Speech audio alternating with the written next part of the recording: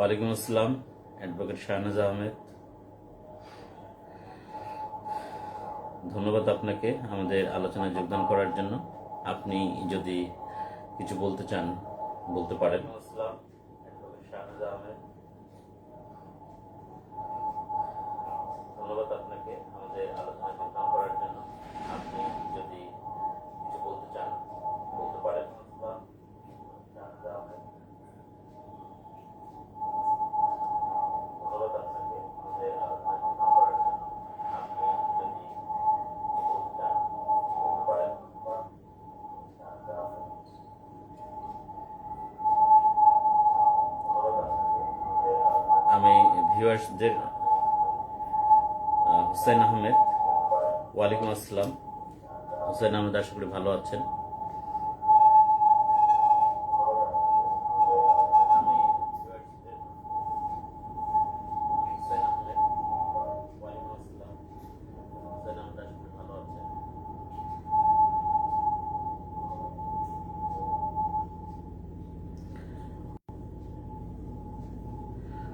রানা হোসেন রুমান। হ্যাঁ, আমি ভালো আছি। রানা, আপনি আশা করি ভালো আছেন। আমরা আজকে লকডাউনের এই আড্ডায় যোগদান করেছি চেক ডিভিশনের মামলার বিভিন্ন বিষয় নিয়ে আলোচনা করার জন্য। আমাদের সময় আছে, যার জন্য আমি ভাবলাম যে আমার ফেসবুক ফ্রেন্ডস যারা আছে তাদের সঙ্গে বিষয়টা নিয়ে একটু শেয়ার করি। আশিক রহমান, ওয়ালাইকুম আসসালাম। জি আছি, ভালো আছি। ইকবাল মাহমুদ, জি ভাই ভালো আছি, আশা করি আপনারা ভালো আছেন।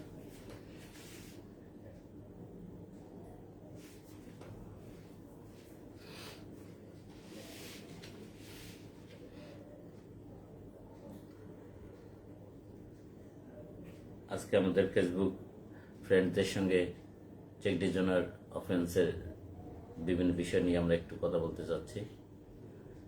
লকডাউন সময়টাকে একটু বোরিং সময়টাকে একটু ফ্রুটফুল করার জন্য।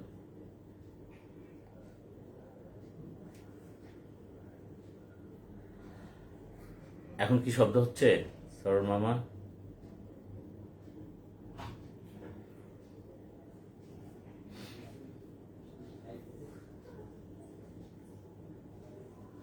আরাফাত হোসেন জনি, জি ওয়ালাইকুম আসসালাম। আপনি ভালো আছেন আরাফাত?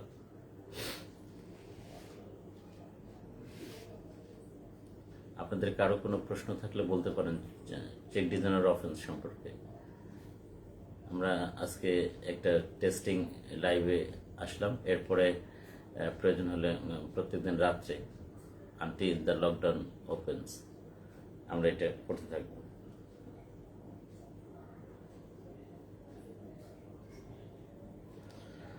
হুসেন আহমদ বলছেন, স্যার সবাই আপনাকে শিক্ষক মনে করেন, কিন্তু আমি স্যার আপনাকে গুরু হিসেবে মানি।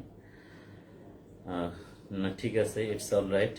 আমি জাজ হিসেবে কাজ করার পাশাপাশি আইনজীবীদের উন্নয়ন করার জন্য আমার একটা চিন্তা সবসময় যে কিভাবে ভালো একদল আইনজীবী তৈরি করে যায় যারা বিচার ব্যবস্থায় একটা ইতিবাচক পরিবর্তন আনবে, সেটাই আমার লক্ষ্য। আমি সাধারণত আইনজীবীদের নিয়ে কাজ করে থাকি। মঞ্জুরুল ইসলাম, গুড ইনিশিয়েটিভ, জি থ্যাংক ইউ। হ্যাঁ, সরল মামা বলছে না এখন শব্দ শোনা যায় না, ঠিক আছে, ধন্যবাদ মামা। তো আমরা চাচ্ছি আমাদের পারস্পরিক শেয়ারের মাধ্যমে একে অন্যের সঙ্গে মিউচুয়ালি বেনিফিটেড হওয়ার জন্য। আর আমার সবসময় একটা ইচ্ছা থাকে যে নবীন আইনজীবীদের কিভাবে দক্ষ করে গড়ে তোলা যায়। আইনজীবীরা দক্ষ হতে হতে অনেক দিন সময় ব্যয় হয়, অনেক দিন সময় চলে যায়। এতে যেসব যখন তারা দক্ষ হয় তখন অলরেডি হয়তো 20 বছর 25 বছর সময় চলে যায়। তখন অনেকের হয়তো ইনকাম থাকে, বাট ইনকামটা ভোগ করার মতো বয়স থাকে না। তো এটা যদি ঠিক নবীন আইনজীবী থাকা অবস্থায় যদি তারা ভালো ইনকাম করতে পারেন, সুন্দরভাবে চলতে পারেন, স্ট্যান্ডার্ড লাইফ লিড করতে পারেন, তাহলে সেটা তাদের জন্য ভালো। এই জন্য আমি সবসময় চেষ্টা করি যে নবীন আইনজীবীদের কীভাবে একটু সাপোর্ট করা যায়। তারা এই সময় খুবই ভালনারেবল কন্ডিশনে থাকে। মোহাম্মদ ফয়সাল বিন আয়ুব। ওয়ালাইকুম আসসালাম। আশা করি আয়ুব সাহেব ভালো আছেন। আজকে আমরা এখানে লাইভে যোগ দিয়েছি চেক ডিজাইনার অফেন্স সংক্রান্ত একটু কথা বলার জন্য। আপনাদের কারো কোনো প্রশ্ন থাকলে আমরা কথা বলতে পারি। রহি, ওয়ালাইকুম আসসালাম। জাকির হুসাইন, ওয়ালাইকুম আসসালাম।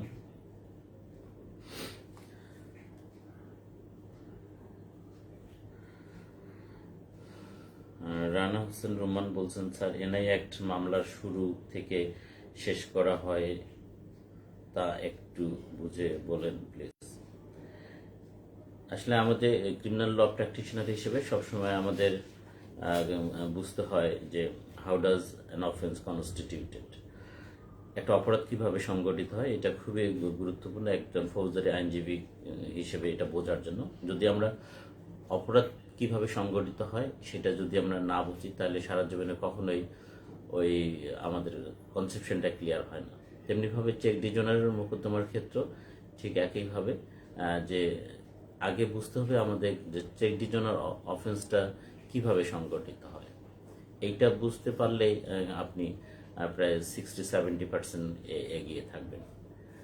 তো চেক ডিজনার অফেন্স কনস্টিটিউশনের ক্ষেত্রে আপনারা সকলেই জানেন যে 138 ধারায় বলা হয়েছে, where a cheque is drawn by a person against his account maintain by him with a bank for purpose of payment.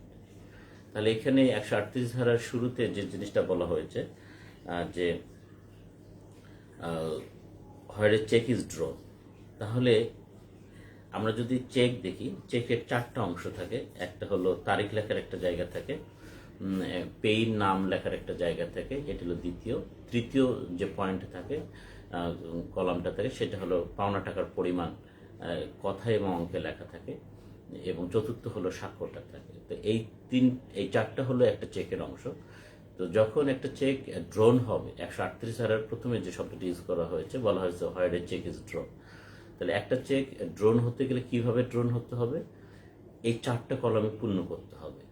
এবং এনআই অ্যাক্টের সেকশন 3 ক্লোজ ই, এটা ভালো করে লিখে নেন। সেকশন 3 ক্লোজ ইতে বলা হয়েছে ইস্যু শব্দটাকে ওইখানে একটা শব্দ বলে একটা ডিফাইন করা হয়েছে। সেখানে বলা হয়েছে issue means first delivery of a cheque complete in form. তাহলে ফার্স্ট ডেলিভারি, যখন কেউ কোনো কাউকে পাওনা পরিশোধের উদ্দেশ্যে একটা চেক হস্তান্তর করবে, তখন তাকে কমপ্লিট ইন ফর্ম চেকের সমস্ত উপাদানগুলো, অর্থাৎ যে কলামগুলো আছে সেগুলো লিখে হস্তান্তর করতে হবে। যদি চেকের সমস্ত কলামগুলো না লিখে হস্তান্তর করে তাহলে সেটা ড্রোন বলে গণ্য হবে না। আর যদি ড্রোন বলে গণ্য না হয় তাহলে 138 ধারার অফেন্সটা কনস্টিটিউট হবে না। তো এই জন্য সর্বাগ্রে যখনই যে অবস্থায় হোক, চেক যখনই হস্তান্তর হবে, চেকের ওই 4টা কলম অবশ্যই পূর্ণ হতে হবে। দ্যাট ইজ, তারিখ লিখতে হবে, পেইর নাম লিখতে হবে, অর্থাৎ যাকে পাওনাটা দেওয়া হচ্ছে তার নাম লিখতে হবে, কি পরিমাণ অর্থ দেওয়া হচ্ছে সেটা লিখতে হবে, এবং স্বাক্ষর করতে হবে। যদি ব্ল্যাঙ্ক চেক হস্তান্তর করা হয় তাহলে ব্ল্যাঙ্ক চেক কোনো অপরাধকে সংগঠিত করবে না, যেটা আমাদের দেশে হরহামেশা হচ্ছে। সিকিউরিটি হিসেবে ব্ল্যাঙ্ক চেক দেওয়া হচ্ছে, কিন্তু ব্ল্যাঙ্ক চেক যদি স্থাপন করা হয় তাহলে এটা আইনানুগভাবে এটা চেক বলে গণ্য হবে না। কারণ চেকটা আপনারা জানেন এটা নেগোশিয়েবল ইনস্ট্রুমেন্টস বলে গণ্য হয়, নেগোশিয়েবল ইনস্ট্রুমেন্ট বলে গণ্য হয়। সেকশন 6 এর সংজ্ঞা দেওয়া হয়েছে। তো যদি কোনো কলাম অপূর্ণ থাকে, অর্থাৎ তারিখ লেখা না থাকে, পাওনার পরিমাণ লেখা না থাকে, তাহলে এটা চেক বলে গণ্য হবে না। এবং এখানে যদি একটা বিন্দু কেউ যোগ করে একটা চেকে, বরং সেটা জালিয়াতির অপরাধ হবে পিনল কোডের পিনল কোড 1860-এর সেকশন 364 ইলাস্ট্রেশন সির বিধান অনুযায়ী। তাই ব্ল্যাঙ্ক চেক কখনোই কোনো অপরাধকে সংগঠিত করে না।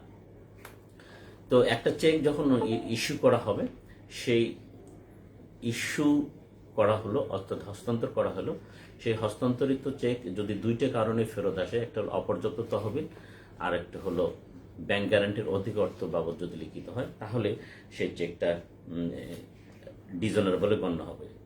ডিজনারের আইনসঙ্গত 2টা কারণ আছে 138-এ, যদিও আমরা কেস লতে আরো বেশ কিছু ডিজনারের কারণ দেখতে পাই, কিন্তু 138 ধারা অনুযায়ী 2টি কারণ, এবং বিভিন্ন কেস ল অনুযায়ী আরো বেশ কয়েকটা কারণকে ডিজনারের কারণ বলে গণ্য করা হয়েছে। তো যাই হোক, এগুলোর কোনো একটা কারণে যদি চেক ফেরত আসে, ফেরত আসলেই চেক ডিজনার অফেন্স হয় না। চেক ডিজনার অফেন্স হওয়ার জন্য আরও কিছু কন্ডিশন প্রয়োজন আছে। আপনি একটা চেক হস্তান্তর করলেন, সেটা চেক অপর্যাপ্ত তহবিল কারণে ফেরত আসলেই সেটা অপরাধ হয়ে গেল না।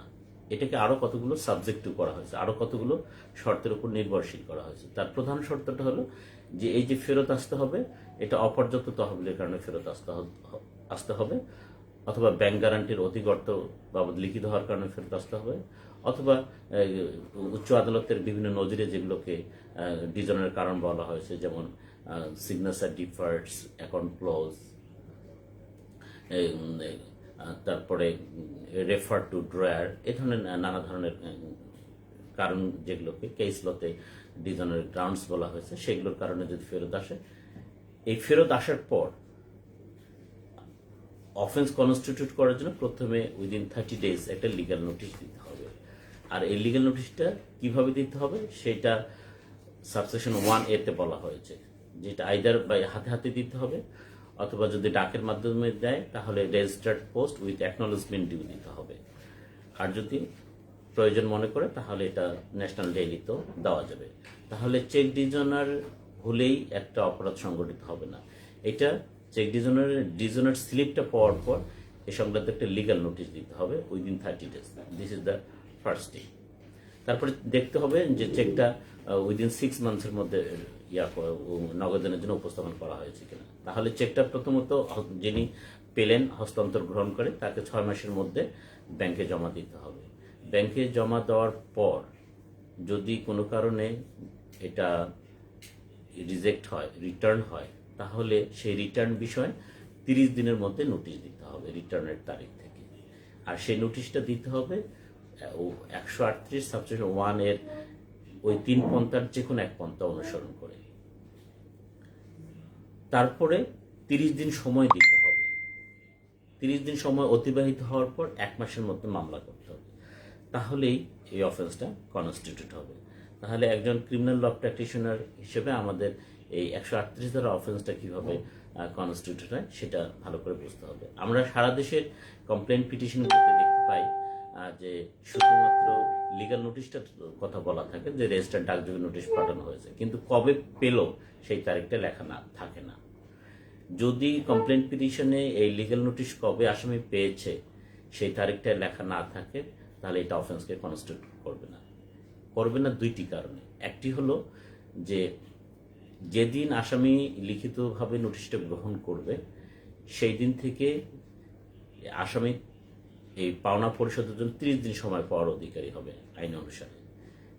তো যদি লিগ্যাল নোটিশটা কবে পেয়েছে আসামি, এইটা যদি নালিশি দরখাস্তে না থাকে, তাহলে এটা নির্ধারণ করা যাবে না যে আসামির যে আইনানুগ অধিকার 30 দিন সময় তিনি পাবেন টাকাটা ফেরত দেওয়ার জন্য, চেকে লিখিত অঙ্কের টাকাটা ফেরত দেওয়ার জন্য, তাহলে সেটা গণনা করা যাবে না। আবার একইভাবে ওই 30 দিন অতিবাহিত হওয়ার পর 1 মাসের মধ্যে তিনি মামলাটা করেছেন কিনা সেটাও গণনা করা যাবে না। অর্থাৎ নালিশের কারণে উদ্ভব হয়েছে কিনা সেটা বোঝা যাবে না, এবং নালিশের কারণে উদ্ভব হওয়ার পর 1 মাসের মধ্যে মামলাটা করা হয়েছে কিনা 141 বি অনুযায়ী সেটাও গণনা করা সম্ভব নয়। ফলে মামলাটি তামা দিতে বাড়িতে হতে পারে। কিন্তু আমাদের দেশে প্রায় 99% ক্ষেত্রে কমপ্লেন পিটিশনে এই তারিখটা লেখা হয় না। তো এই বিষয়ে আইনজীবীরা তেমন যারাও করে না, এই বিষয়টা ছেড়ে দিয়ে যায়।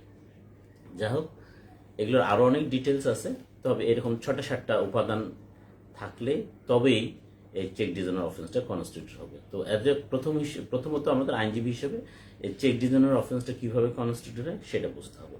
আমি কিছুটা আলোকপাত করেছি আপনাদের সামনে। আরেকজন বলেছেন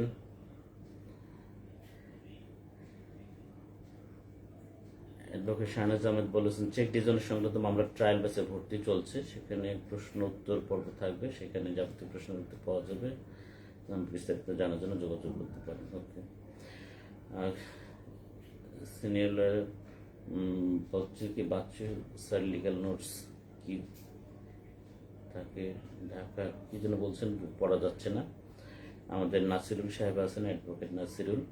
সাউন্ড খুব কম স্যার, কেন সাউন্ড কি শোনা যাচ্ছে না ভালো করে? আপনারা কি সকলে ভালো মতো শুনতে পাচ্ছেন? দুই একজন কথা বলেন।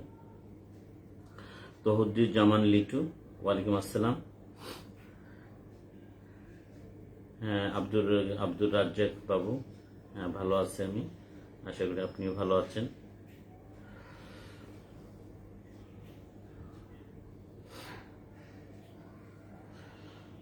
তানভীর আলম, ওয়ালাইকুম আসসালাম। চেকের সাথে কি চুক্তি নামার প্রয়োজন রয়েছে কিনা মামলার ক্ষেত্রে? না, মোটেও না। এটা একটা মিসকনসেপশন তৈরি হয়েছে, চেকের সঙ্গে কখনোই চুক্তি নামা থাকার দরকার নেই।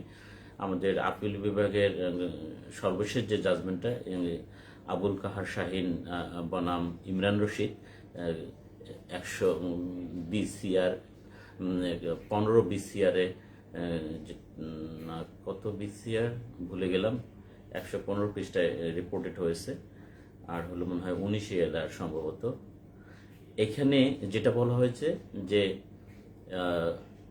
আবুল কাহার শাহিন বনাম ইমরান রশিদ মামলায় আপিল বিভাগ যেটা বলেছেন যে এই যে যখনই একটা চেক হস্তান্তরিত হবে, হস্তান্তর হওয়ার সময় এটা বুঝতে হবে there is a contract between the parties, অর্থাৎ এই হস্তান্তরে একটা কনসিডারেশন থাকতে হবে।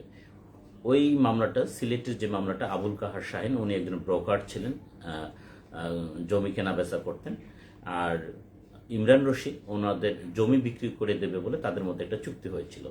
তো চুক্তি হয়েছিল যে ইমরান রশিদের জমিটা যদি বিক্রি করে দিতে পারে আবুল কাহার শাহিন, তাহলে তাকে 4 কোটি টাকা, 4.5 কোটি টাকা দেওয়া হবে।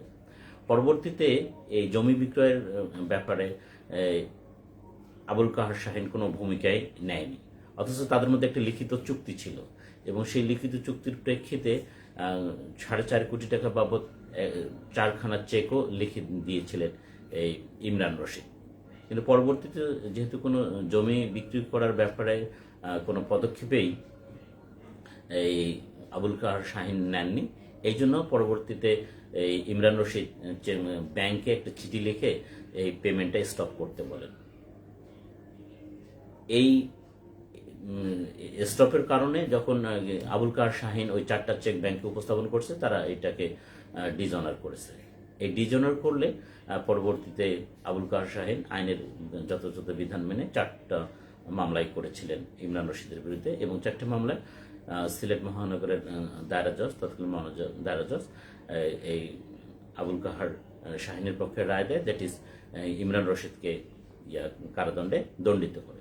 পরবর্তীতে ইমরান রশিদ এটার বিরুদ্ধে হাইকোর্টে আপিল করেন। আপিল আদালত এটা ওই দায়রা জজের রায়টাকে সেট করেন, এবং তারা বলেন যে এখানে হ্যাঁ, এখানে তাদের মধ্যে একটা চুক্তি ছিল এবং চুক্তির প্রেক্ষিতে এই চেকটা হস্তান্তরিত হয়েছে, কিন্তু চেকটা হস্তান্তরিত হওয়া সত্ত্বেও এখানে কোনো কনসিডারেশন ছিল না। কনসিডারেশন কি? এই যে দেয়ার ওয়াজ এ কন্ট্রাক্ট বিটুইন শাহিন কাহার অ্যান্ড ইমরান রশিদ। কি চুক্তি ছিল? সেলিং অফ ল্যান্ড, জমিটা বিক্রয় করে দিতে সহায়তা করবে, আর সহায়তা করে দেওয়ার প্রেক্ষিতে ইমরান রশিদ 4.5 কোটি টাকা দেবে, এবং তার প্রতিদিন হিসেবে কনসিডারেশন হবে তিনি 4টা চেক স্বাক্ষর করে দিয়েছেন। কিন্তু ইমরান রশিদ এই যে চুক্তি, জমি বিক্রয় করে দেওয়ার ক্ষেত্রে সহায়তা করবেন, এই চুক্তি সম্পাদনের ক্ষেত্রে তিনি কোনো কাজ করেন না, অর্থাৎ ইমরান রশিদের জন্য এখানে কোনো কনসিডারেশন ছিল না। এই জন্য মাননীয় আপিল বিভাগ বলেছেন যে এই মামলায় একটা চুক্তি হয়েছিল বটে, একটা লিখিত দলিলও রয়েছিল, কিন্তু সেই দলিলে এই কনসিডারেশন ছিল না। এই জন্য আপিল আদালত হাইকোর্টের রায়টাকে বহাল রাখেন এবং ইমরান রশিদকে খালাস দিয়ে দেন। কিন্তু এটা মিডিয়াতে ভুলভাবে আসছে যে চেকের ক্ষেত্রে, চেকের মামলার ক্ষেত্রে অবশ্যই প্রতিদান লিখিত এগ্রিমেন্ট লাগবে, কিন্তু এটা ভুল। লিখিত এগ্রিমেন্ট না, আপিল বিভাগ, মাননীয় আপিল বিভাগ যেটা বলেছেন যে প্রত্যেকটা চেকের মোকদ্দমায় এটা একটা কন্ট্রাক্ট বলে গণ্য হবে, এবং কন্ট্রাক্ট অর্থাৎ লিগাল কন্ট্রাক্ট হলে সেখানে must B a legal consideration, এই কনসিডারেশনটা থাকতে হবে। কিন্তু এই মোকদ্দমায় কনসিডারেশন ছিল না।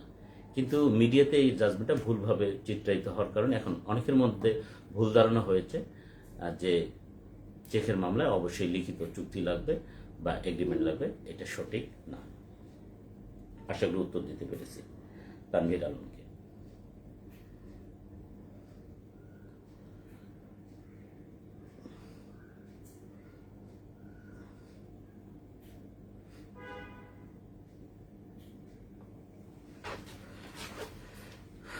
সাউন্ড প্রবলেম হচ্ছে এখন, মাইক্রোফোন হয়তো জোগাড় করা লাগতো, মাইক্রোফোন থাকলে সহজ হতো। সুনীল সরকার, জি স্যার। স্যার ভালো আছেন? হ্যাঁ ভালো আছি। সেফাদুল্লাহ, সাউন্ড ইজ ওকে। ওকে, আশা করি শোনা যাচ্ছে সকলে।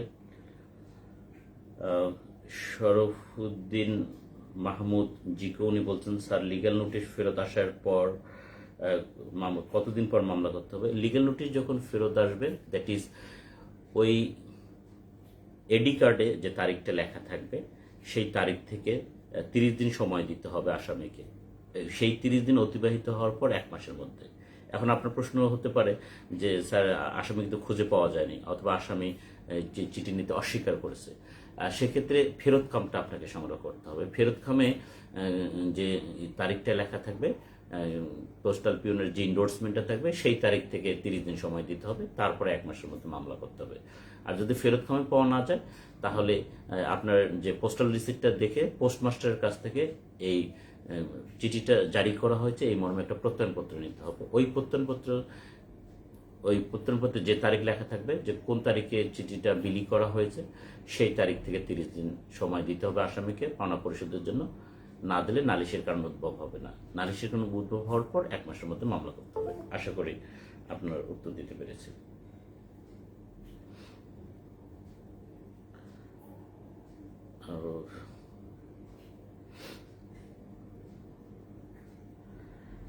আরেকজন বলছেন মাহবুব অ্যাপেক্সিয়ান অ্যাডভোকেট মাহবুব, মনে হয় কুমিল্লা থেকে সম্ভবত এনে। স্যার বিবাদী চেকের স্বাক্ষর নিজে দিয়েছে, কিন্তু চেকের টাকার পরিমাণ ও বাদীর নাম বিবাদী নিজে লিখে নাই, অন্য কোনো ব্যক্তি লিখেছে। এক্ষেত্রে কি করা যায়? আমরা একটু আগে আলোচনা করেছিলাম, তখন মনে হয় আপনি ছিলেন না। চেকের যে 4টা কলাম, এই 4টা কলাম অবশ্যই যিনি চেক হস্তান্তর করেছেন, যিনি চেকটা ইস্যু করেছেন, তার হাতের হতে হবে। যদি এমন হয় যে তিনি লিখতে পারেন না, তার হাতের আঙ্গুল কাটা পড়েছে বা হাত কাটা পড়েছে, তাহলে অন্য কাউকে দিয়ে সেটা লেখাতে পারেন, তবে সেই মর্মে সেখানে ইন্ডোর্সমেন্ট থাকতে হবে।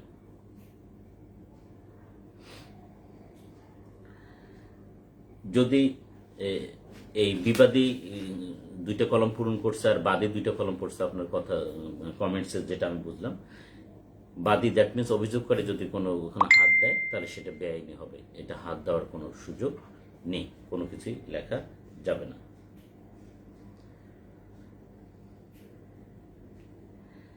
হ্যাঁ, আমি যে প্রশ্নগুলো দিচ্ছি, আমার লেখা একটা বই আছে, চেক ডিভিশনের সংক্রান্ত মামলার বিচার পদ্ধতি। আপনারা এগুলো পড়লে আরো ভালোভাবে জানতে পারবেন। একটু লাইনটা দিতে হবে কারেন্টের, মিস্টার শাহরিয়ার।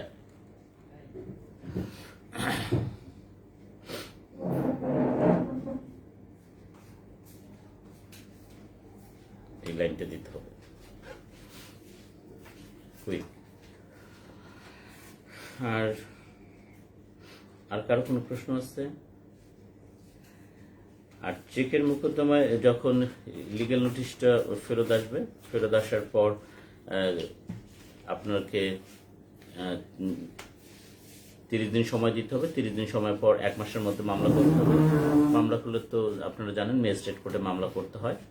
এক্ষেত্রে একটা জিনিস মনে রাখবেন, যখন হয় এই আর্থিক প্রতিষ্ঠানগুলো মামলা করে, সেক্ষেত্রে একটা জিনিস খেয়াল রাখবেন, আর্থিক প্রতিষ্ঠান আমরা 141 এনআই অ্যাক্টের 141 এ ধারায় বলা হয়েছে, ক্লজ এতে বলা হয়েছে, যার নাম পেই হিসাবে থাকবে, অর্থাৎ যাকে চেকটা হস্তান্তর করা হবে যার নামে, তাকে পেই বলে, তিনি মামলা করতে হবে, অন্য কোনো ব্যক্তি পারবেন না। যদি অন্য কোনো ব্যক্তি করতে চান, প্রতিষ্ঠানগুলোর ক্ষেত্রে আমরা সাধারণত এরকম দেখি, অন্য কোনো অফিসারের মামলাটা করে, সেক্ষেত্রে এই মামলাটা একটা অবশ্যই পাওয়ার অফ অ্যাটর্নি লাগবে। পাওয়ার অফ অ্যাটর্নি ছাড়া এই মামলা করা যাবে না, এবং এই পাওয়ার অফ অ্যাটর্নিটা অবশ্যই 1000 টাকার স্ট্যাম্পের উপর ড্র হতে হবে।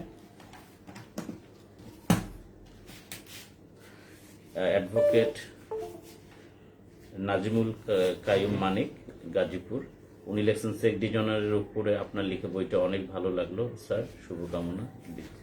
থ্যাংক ইউ কায়ু আপনার কমেন্টের জন্য। হ্যাঁ, অনেকে বলছেন সাউন্ড ঠিক আছে। এখন আপনাদের আর কোনো প্রশ্ন থাকলে বলতে পারেন।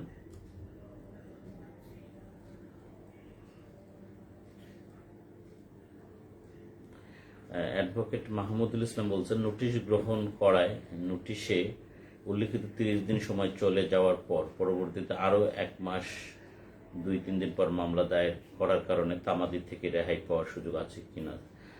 না, এটার কোনো সুযোগ নেই।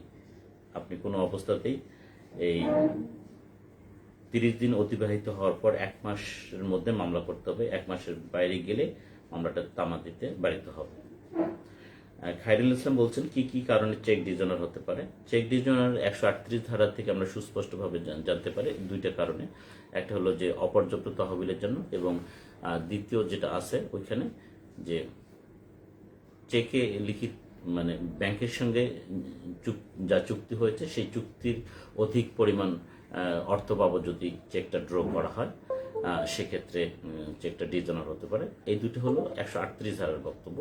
এর বাইরেও আমরা উচ্চ আদালতের নজরে অনেক গ্রাউন্ডস দেখতে পাই, যেমন সিগনেচার ডিফার্টস, এটা একটা চেক ডিজনারের কারণ হিসেবে গণ্য করা হয়, অথবা রেফার টু ড্রয়ার, এটাকেও চেক ডিজনারের কারণ বলে গণ্য করা হয়। চেক ইস্যু করার পর হয়তো তিনি ক্লোজ অ্যাকাউন্ট করে দিয়েছেন, সেটাকে চেক ডিজনারের কারণ বলা হয়। অনেক সময় অ্যামাউন্ট ইন ফিগার অ্যান্ড ওয়ার্ডস, এই দুটোর মধ্যে যদি ভিন্নতা থাকে, অর্থাৎ পাওনার পরিমাণ কথা এবং অঙ্কে লেখা হলে কিন্তু এই দুটোর মধ্যে ভিন্নতা থাকলো বা ভুল হয়ে গেল, এই কারণে চেক ডিজনার হতে পারে, সেটাকেও চেক ডিজনারের কারণ বলে গণ্য করা হয়েছে।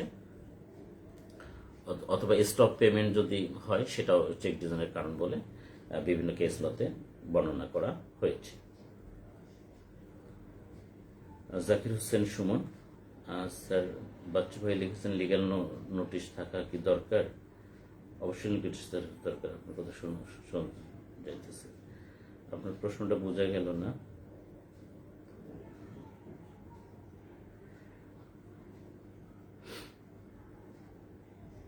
আর কোনো নতুন প্রশ্ন পাওয়া যাচ্ছে না দেওয়ার মতো।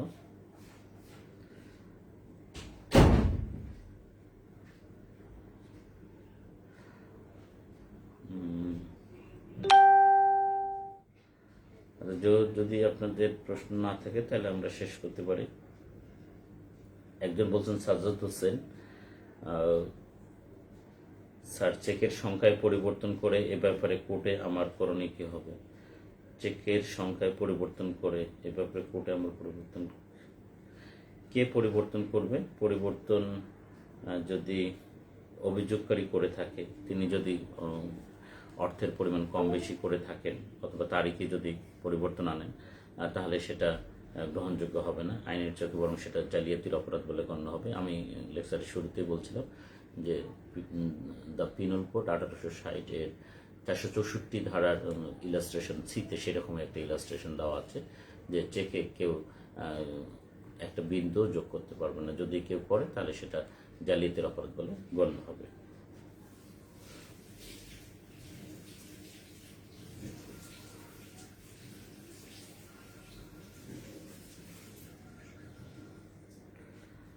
মুজাহিদুর রহমান ফ্রম গাইবান্ধা, ডিজনার স্লিপে অনেক কারণ থাকে, যেমন 138 ধারার মামলা হবে। হ্যাঁ, ডিজনার স্লিপে আমরা ব্যাংকে দেখি যে 7, 8, 10টা, 12টা, 15টাও থাকে। আমরা যদি এনআই একটা সেকশন 92-তে দেখি, সেখানে ডিজনারের কথা বলা হয়েছে যে যথাযথভাবে নির্দেশিত হওয়ার পরও যদি ব্যাংক পাওনা পরিশোধ না করে তাহলে সেটাকে ডিজনার বলা হয়েছে। ডিজনার নানা কারণে হতে পারে, যেমন আমরা বলতে account close, stop payment, refers to drawer, drawer signature differs, insufficient fund, exceeding the amount arrange two be paid, এরকম নানা কারণে ডিজনার হতে পারে।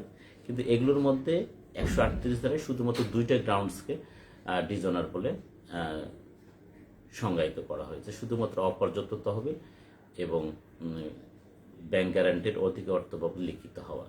কিন্তু আইনে এই দুটো কারণ লেখা থাকলেও উচ্চ আদালতের অনেক নজিরে আমরা ব্যাখ্যা দেখতে পাই। এই 138 ধারার শিরোনামে ইটিসি এক্সেট্রা একটা বলে শব্দ লেখা আছে, সেই কারণে তারা মাননীয় বিচারপতিগণ আর ব্যাখ্যা করে আরো অনেক কারণকে ডিজনের কারণ হিসেবে গণ্য করা হয়েছে। যেহেতু বাংলাদেশ সংবিধানের 111 আর্টিকেলের বিধান অনুসারে হাইকোর্টের দেয় সিদ্ধান্ত অধস্তন আদালতগুলোর উপর প্রযোজ্য হয়, বাইন্ডিং হয়, সেক্ষেত্রে মাননীয় উচ্চ আদালত যদি কোনো কারণকে ডিজনের কারণ বলে থাকেন তাহলে সেটা আমাদের জন্য সকলের জন্য মানা বাধ্যকর।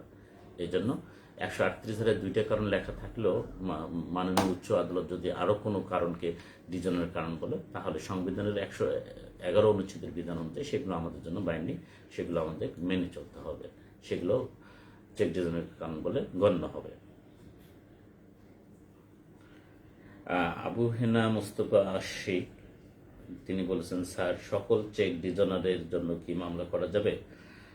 সকল চেক ডিজনারের জন্য মামলা করার কোনো সুযোগ নেই। চেক ডিজনার নানা কারণে হতে পারে, সেটা পরবর্তীতে যদি মৌখিকভাবে বলা যায়, মৌখিক কথার প্রেক্ষিতে যদি টাকাটা পরিশোধ করে দেয় তাহলে তো আর মামলা করার দরকার নেই। যদি মৌখিক কথার প্রেক্ষিতে টাকাটা পরিশোধ না হয় তাহলে লিখিত নোটিশ দিতে হবে, লিখিত নোটিশ দিয়ে টাকাটা চাইতে হবে। সেই টাকা চাওয়ার পর 30 দিন সময় দিতে হবে, এই সময়ের মধ্যে না দিলে আপনি মামলা করতে পারবেন। তবে কোন কোন অবস্থার প্রেক্ষিতে পারবেন? 138 ধারার বিধান অনুসারে দুইটি কারণ সেখানে বলা আছে এবং পাশাপাশি উচ্চ আদালতের নজিরে যে সকল বিষয়কে চেক ডিজনার বলে গণ্য করা হয়েছে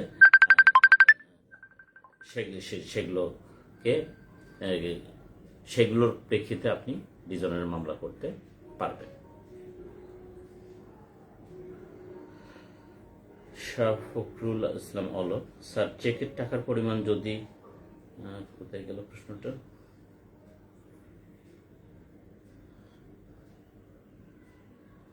আচ্ছা, চেকের টাকার পরিমাণ যদি বাদী নিজ হাতে লেখা হয় তাহলে বিবাদী কি কোনো প্রতিকার পেতে পারে? হ্যাঁ, বিবাদী প্রতিকার পেতে পারে। চেকের কখনোই হাত দিতে পারবে না, বাদী নিজে হাত দিতে পারবে না। আমরা আলোচনা শুরুতে বলছিলাম এনআই অ্যাক্ট সেকশন 3E তে বলা হয়েছে যে what is issuance of cheque, চেকটা ইস্যু হতে হবে। আর চেকটা ইস্যু হতে গেলে কি হতে হবে? চেকের 4টা যে কলাম আছে, 4টা কলাম যিনি হস্তান্তরকারী তাকে করতে হবে, ফিল আপ করতে হবে। এখন এই যিনি হস্তান্তর করছেন তিনি যদি ব্ল্যাঙ্ক করেন, অর্থাৎ কলামগুলো পূর্ণ না করেন, আর এটা জামানত হিসেবে গ্রহণ করে অভিযোগকারী এটা দিয়ে যদি মামলা করে দেন আর পরবর্তীতে নিজ ইচ্ছা মতো তারিখ লেখেন, তারপরে পাওনার পরিমাণ লেখেন, তাহলে সেটা আইনসম্মত হবে না, সেটা বরং জালিয়াতির অপরাধ হবে। এটা পিনাল কোডে 464 ইলাস্ট্রেশন সিতে এরকম একটা ইলাস্ট্রেশন আছে, বলা আছে। মাহবুব সাহেব কুমিল্লা থেকে আরো লিখছেন, এনজিও প্রতিষ্ঠানগুলো চেকের মামলা করার ক্ষেত্রে তাদের অফিসারদের সাথে একটা কাগজ পাওয়ার দিয়ে থাকে মামলা করার জন্য। এই ক্ষেত্রে কি 1000 স্ট্যাম্প পাওয়ার দরকার আছে? হ্যাঁ, অবশ্যই দরকার আছে। পাওয়ার ডেলিগেট করতে হলে রেফারেন্সটা লিখে রাখেন, দ্য স্ট্যাম্প অ্যাক্ট 1899 এর প্রথম তফসিলের 48 অনুচ্ছেদের বি ক্লজে এটা বলা আছে এই পাওয়ারটা 1000 টাকার স্ট্যাম্পের উপর ড্র হতে হবে। শুধুমাত্র অফিসিয়াল প্যাডে হস্তান্তর করলে হবে না, কারণ এটা পাওয়ার অফ অ্যাটর্নি বলে গণ্য হবে। এই জন্য পাওয়ার অফ অ্যাটর্নি 1000 টাকার স্ট্যাম্পের উপর ড্র হতে হবে।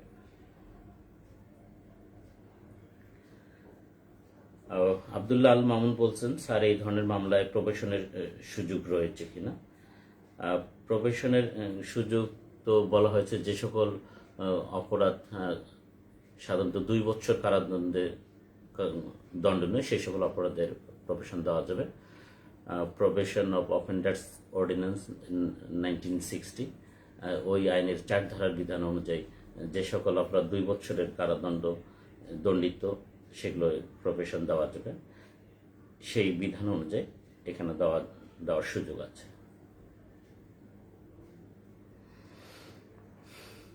আর সিকিউরিটি চেক এ অ্যাডভোকেট নাজিমুল কাইয়ুম মানিক বলেছেন, সিকিউরিটি চেকে শুধু চেকদাতা স্বাক্ষর করেছে, আর সকল কিছু গ্রহীতা নিজে অথবা অন্য কাউকে দিয়ে টাকা বসিয়েছে। মামলা করার এখন করণীয় কি, বিচারের পর্যায়ে আছে। আমরা ইতিমধ্যে আলোচনা করেছি এটা কাইয়ুম, যে যিনি চেক গ্রহীতা তিনি একে চেকে কোনো ধরনের হাত বসাতে পারবেন না, কোনো পরিমাণ লিখতে পারবেন না, তারিখ লিখতে পারবেন না, এটা অপরাধ। এটা অপরাধ, এটা করতে পারবেন না।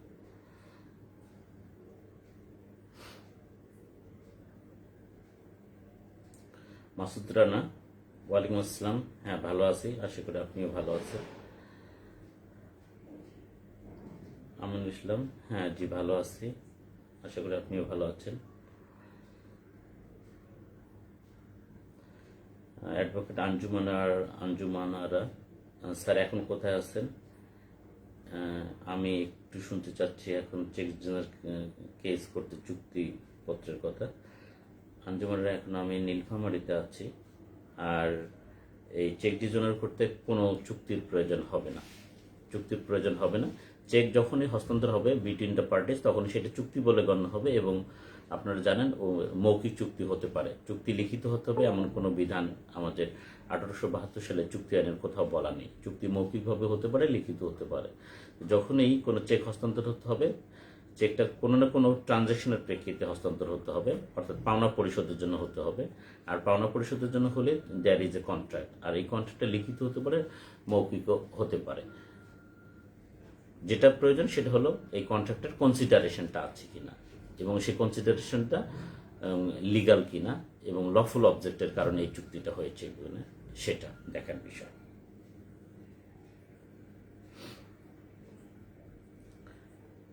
Rabiul Alam, sir cheque blank হলে কি হবে? না, চেক ব্ল্যাঙ্ক চেক দিয়ে কখনো অপরাধ সংগঠিত হয় না। ব্ল্যাঙ্ক চেক যিনি গ্রহণ করেছেন তিনি কিছু লিখতে গেলে বরং তিনি বিপদে পড়বেন।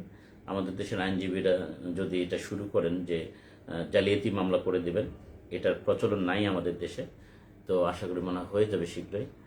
এই প্রচলন হলে ব্ল্যাঙ্ক চেকে যদি কেউ হাত দেয়, দ্যাট ইজ নালিশকারী বা যার হাতে চেক গ্রহণ করে, তিনি উল্টা বিপদে পড়ে যাবেন। 2 বছরের শাস্তির বিধান আছে পিনাল কোডের 465 ধারার বিধান অনুসারে। আব্দুল্লাহ হাসান, আসসালামু আলাইকুম। ওয়ালাইকুম আসসালাম। হাসান, আশা করি ভালো আছেন। এই তো সময় কাটাচ্ছে আর কি আপনাদের সঙ্গে, এই ছোটোখাটো আলোচনা লকডাউনের সময়।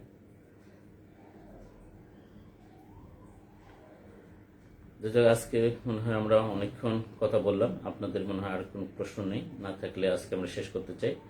আশা করি যদি সম্ভব হয় আগামীকাল রাত 10টার সময় আমরা আবার বসতে পারি কোনো একটি নির্দিষ্ট টপিক নিয়ে। আর অ্যাডভোকেট জ্যোৎস্না নৈশ্বর উনি বলছেন, এই মামলার আসামির 1 বছরের সাজা খাটার পর বাদী কি অর্থ আদায়ের মামলা করতে পারবে? হ্যাঁ, বাদী তো অবশ্যই মামলা জরিমানার অর্থটা আদায় করতে পারবে।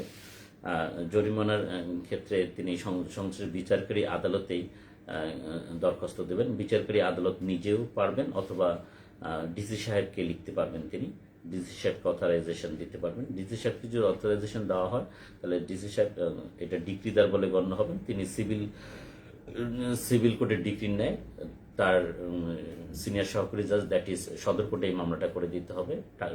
টাকার মামলার ডিক্রি জারি যেভাবে হয় সেভাবে সিনিয়র সদর কোর্ট সেটা আদায় করে টাকাটা ডিসি সাহেব দিবে, এবং ডিসি সাহেব আবার ওই বিচারকারী আদালতে জমা দেবেন। সেখান থেকে এই যিনি অভিযোগকারী বা নালিশকারী তিনি টাকাটা ফেরত পাবেন।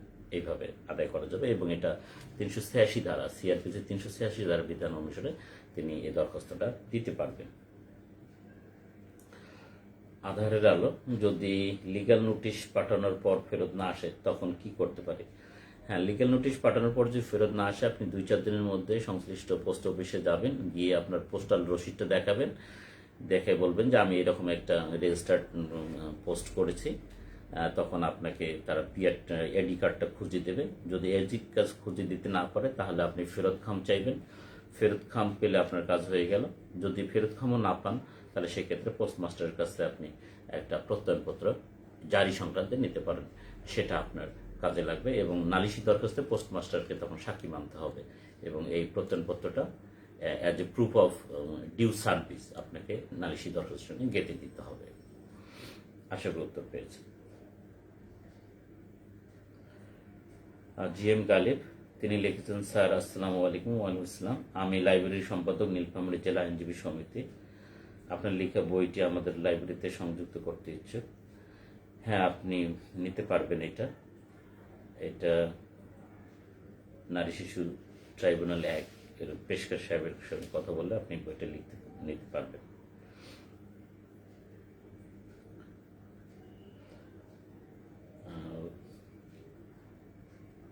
মনিরুজ্জামান সুইট কি লিখছেন বুঝতে পারতেছি না। চেক ডিভিশনের মামলা হওয়ার পর কি ওই একই চেক আর বাকিটা ভাই দেখা যাচ্ছে না আপনার? এটা মনিরুজ্জামান সুইট, যার জন্য উত্তর দিতে পারছি না।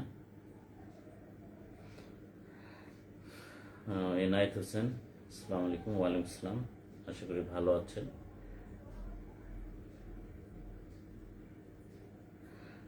সাজ্জাদ হোসেন আবার একটা প্রশ্ন লিখছেন, তারিখ ছাড়া সব কলম পূরণ করে 5 বছর পর বাদী কি বলছেন 5 বছর পর বাদী তারিখ বসিয়ে মামলা করে, এটা কি বৈধ হবে? না, আমি বারবারে বলছি যে চেকের 4টা কলমেই যিনি চেকটা হস্তান্তর করছেন সেই ব্যক্তি কর্তৃক হস্তান্তরিত হতে হবে, অর্থাৎ আসামি কর্তৃক পূরণকৃত হতে হবে। আসামি যদি পূরণ না করে, অর্থাৎ নালিশকারী যদি ইচ্ছা মতো সেটা লিখে নেয়, যে কোনো কলাম, সেটাই অবৈধ হবে।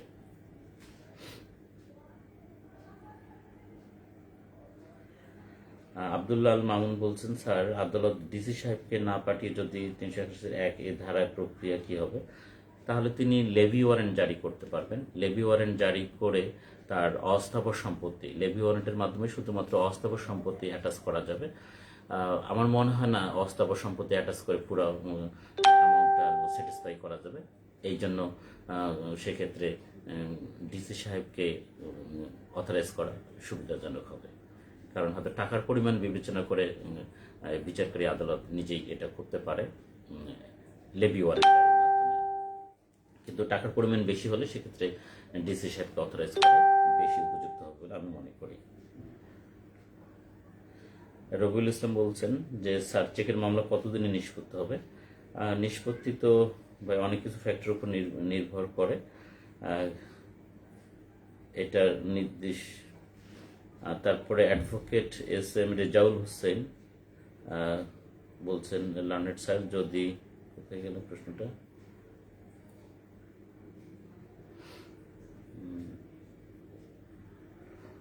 প্রশ্নটা হারাই গেল। পেয়েছি।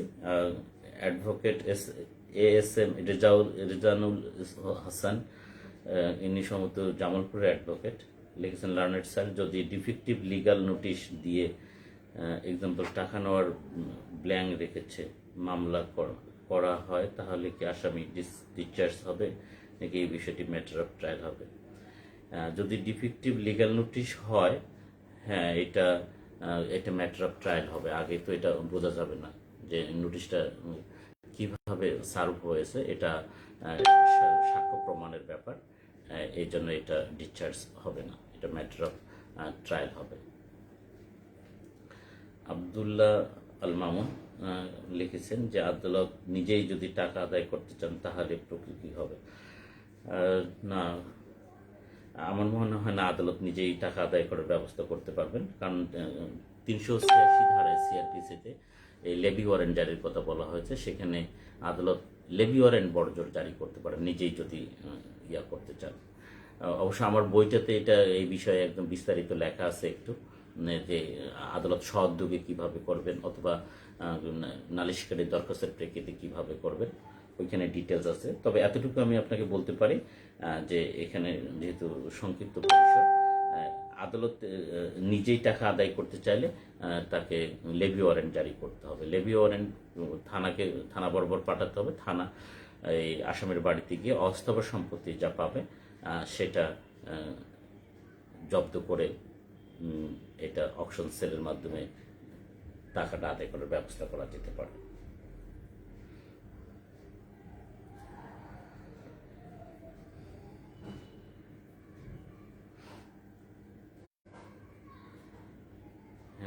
শাহনাজ আহমেদ, হ্যাঁ আপনি ঠিকই বলছেন যে রকমারি.com-এ অর্ডার করলে এই চেক ডিজাইনের বইটা পাওয়া যেতে পারে।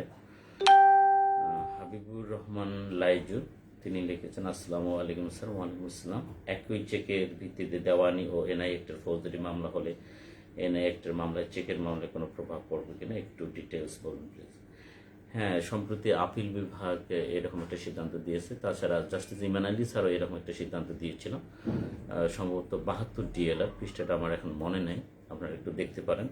আমি কয়েকদিন আগে পোস্ট দিয়েছিলাম 72 ডিএলআর এরকম একটা, যে সেখানে জাস্টিস আপিল বিভাগের মাননীয় জাস্টিস মহোদয় সেখানে সিদ্ধান্ত দিয়েছেন যে এই চেক ডিজাইনের মামলার ক্ষেত্রে সিভিল এবং ক্রিমিনাল মামলা পাশাপাশি চলতে কোনো বাধা নেই, এরকম একটা সিদ্ধান্ত ওইখানে দেখা যাচ্ছে। Advocate ASM Rezaul Hasan, thank you sir, okay, welcome. Shah Fakhrul Islam Alok, sir আপনার বইগুলো মৌলভীবাজারে কীভাবে পাবো?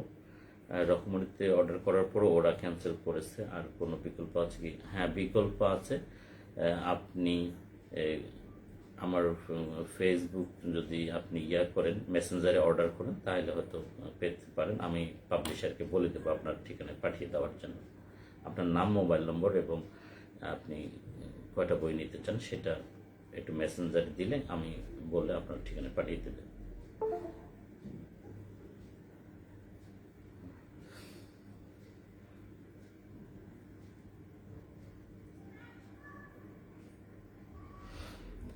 শেখ শোয়েব, ব্যাংকে 50% টাকা জমা না দিয়ে জামিন করার বিধান আছে কিনা? না, এর কোনো বিধান নেই।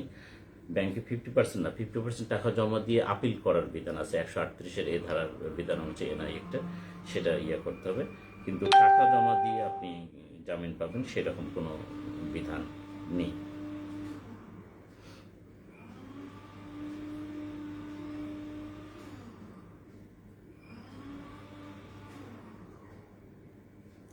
তো আপনাদের আর কোনো প্রশ্ন না থাকলে আজকে শেষ করতে পারি।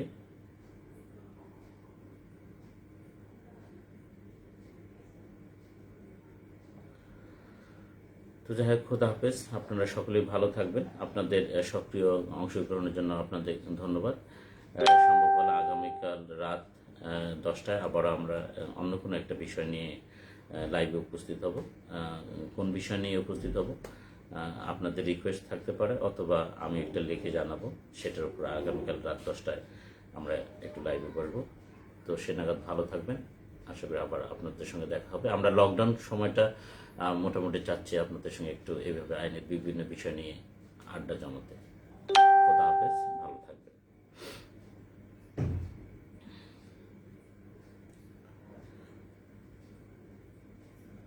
শাহরিয়ার সাহেব,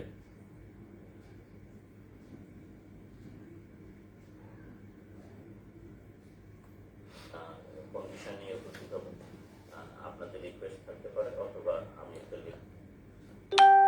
মিস্টার শাহরিয়ার।